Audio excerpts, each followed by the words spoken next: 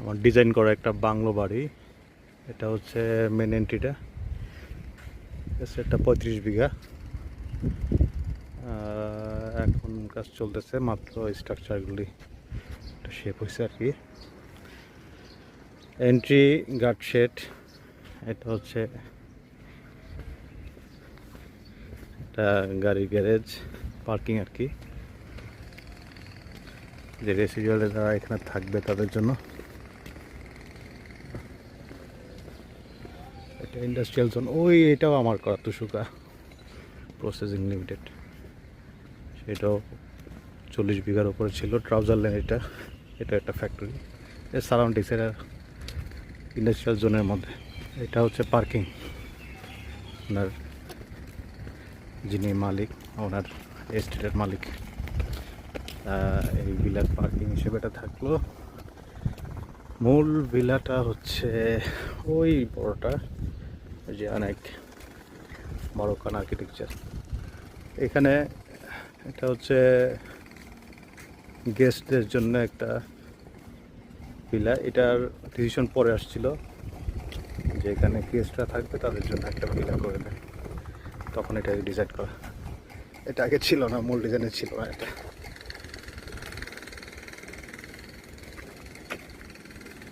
সবগুলি চৌচালা যেটা বলে আমাদের ভাষায়,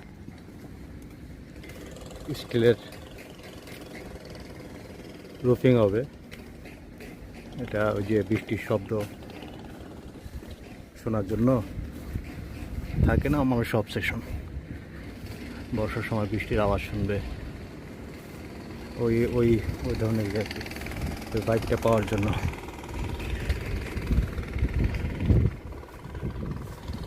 তো তাহলে আমরা দেখলাম হচ্ছে গ্যারেজটা আর হচ্ছে গেস্টের রুমটা, ভিলা। এটা হচ্ছে সোলি কিচেন, একটা আলাদা শেড করা হয়েছে কিচেনের জন্য। এটা ওই মূল ভিলা থেকে কানেক্টেড একটা গলি দিয়ে, প্যাসেজ দিয়ে, যাতে করে এই কিচেনে মহিলারা যাতায়াত করতে পারে। আমাদের দেশের যে কালচারটা, এই হচ্ছে বড় মূল ভিলাটা। এটা হচ্ছে সেটার যে মালিক উনি থাকবে, ওনার রেসিডেন্স।